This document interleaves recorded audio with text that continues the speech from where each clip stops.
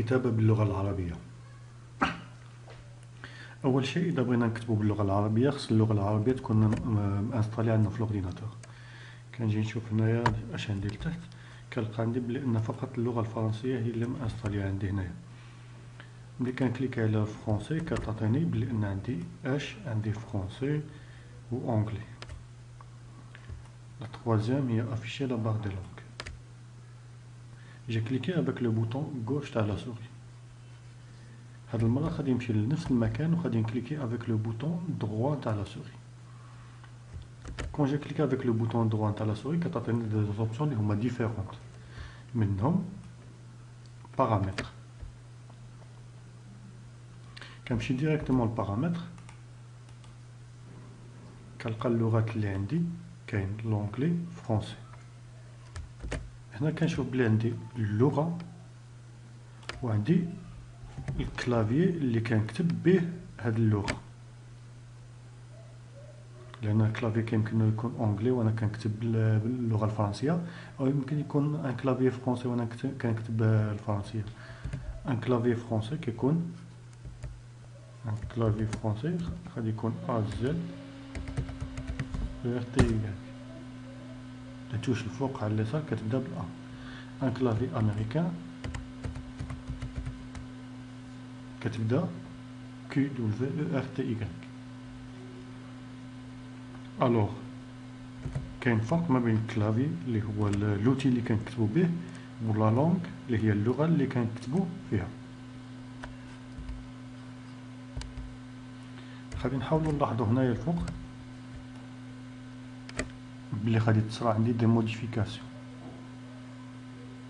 غادي نضافو عندي دي بوطون اللي ما كانوش عندي هنايا. je vais faire ajouter. Je vais choisir la langue arabe ou je vais choisir un clavier اللي كنكتب به.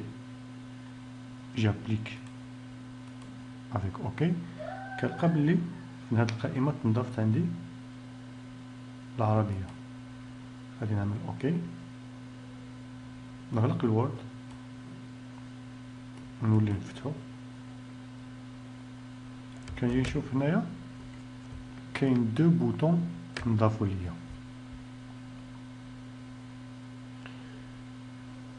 لو بوطون الاول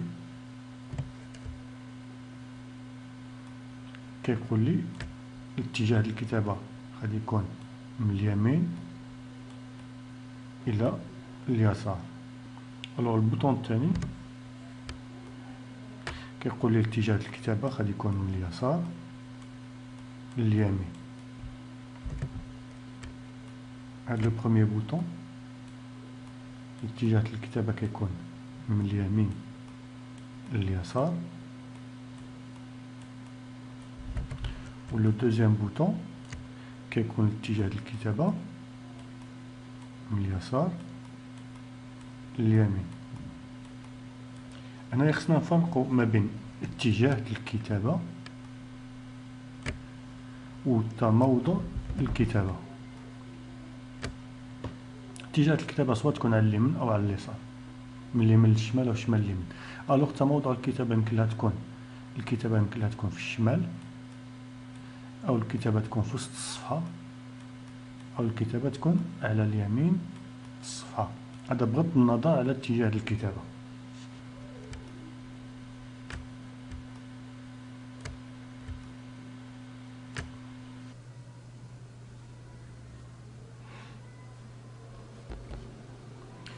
إذا بغينا نضيفو دي بوليس كاركتر دي فونت، كنقول لهم دي فونت أو دي بوليس كاركتر.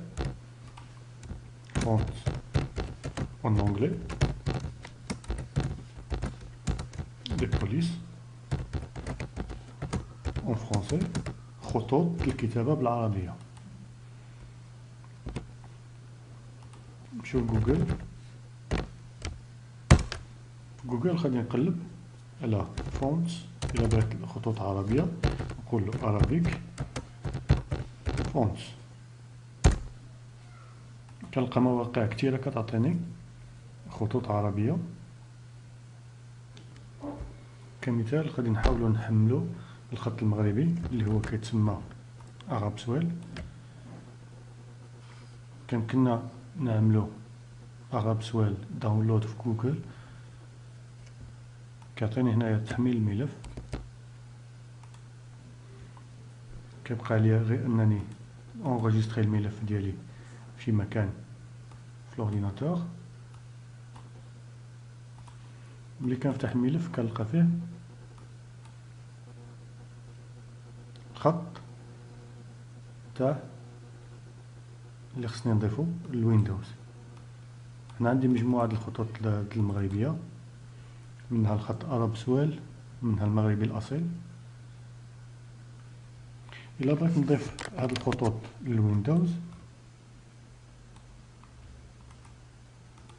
غادي نمشي لمون اورديناتور. في مون اورديناتور غادي نمشي لو ديسك دور سي، بعدها غادي ندخل للويندوز. ملي كنفتح لو ريبرتوار الويندوز كنلقى واحد لو ريبرتوار سميتو فونتس. كتواجد في هذا لو ريبرتوار كل الخطوط اللي كنستعملها في البرامج ديالي. غادي نوضع فيها هاد الخطوط اللي تحت، كنعمل لها كوبي. كنلقى بلي ان الانستالاسيون تاع الخطوط توضعت.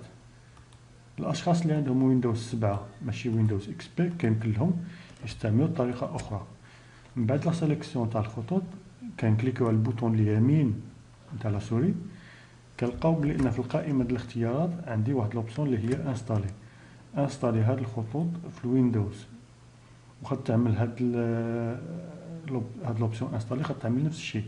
غادي في لو ريبرتوار اللي في نتاع الويندوز اللي فيه فونتس غادي تضيف له هاد الخطوط هادي.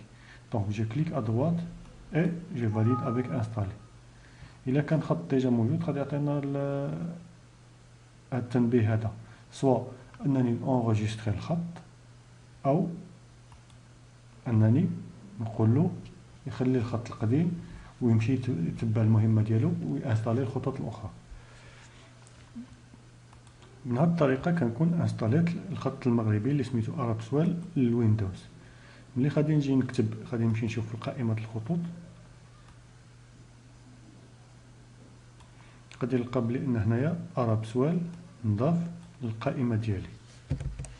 كيمكن لي دابا الان انني نكتب بالخط المغربي. ملي كنستعملو في العربيه كنستعملو ريفيرونس وكنستعملو النوت دو با دو باج، كنلقاو بلي ان النوت دو با دو باج كتجي على اليسار د الورقه. كيمكن لي نقلب الاتجاه ديال الكتابه لانني خصني نكتب من اليمين للشمال. غادي نغير الاتجاه ديال الكتابه. ملي كنغير الاتجاه ديال الكتابه يكفي انني نكتب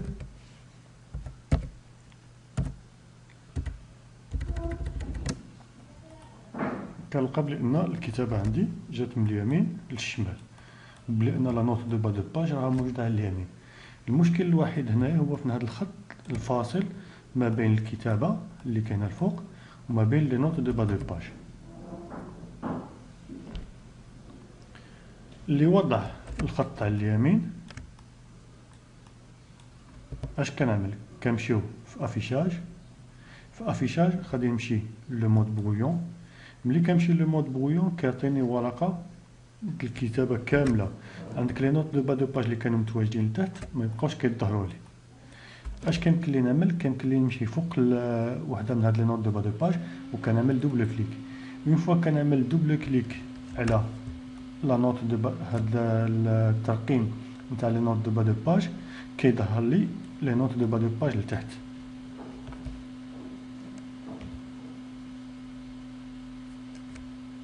فويون فوار الفاصل ما بين الكتابه و لي نوت دو با دو باج. كيقول لي هنايا انا الان كنظهر توت لي نوت دو با دو باج، لكن اذا بغيت انه يظهر لي الفاصل اللي كيفرق ما بين لي نوت دو با دو باج جو كليك على لا بيتيت فلاش وكنشوف بلي ان عندي هنايا اش عندي لا دوزيام اوبسيون سيباراتور دي نوت دو با دو باج. ملي كنختار هاد لوبسيون كيعطيني لو سيباراتور دو نوت دو با دو باج اللي كنلقاه متواجد في المنطقه الشمال. كان عليا انني نمشي لاكوي، سواء كنكليكي كنقول لهم اليمين الشمال او كنوضعوا على اليمين، لي دو غادي يعملوا لي نفس الشيء. اون فوا كنسالي كنرجع للافيشاج وكنرجع للافيشاج العادي تاع الباج. كنمشي كنهبط لتحت كنلقى بلي ان لا نوت دو با دو باج ديالي على اليمين، والفاصل اللي كيفصل ما بين الكتابه ولا نوت دو با دو باج حتى هو توضع على اليمين.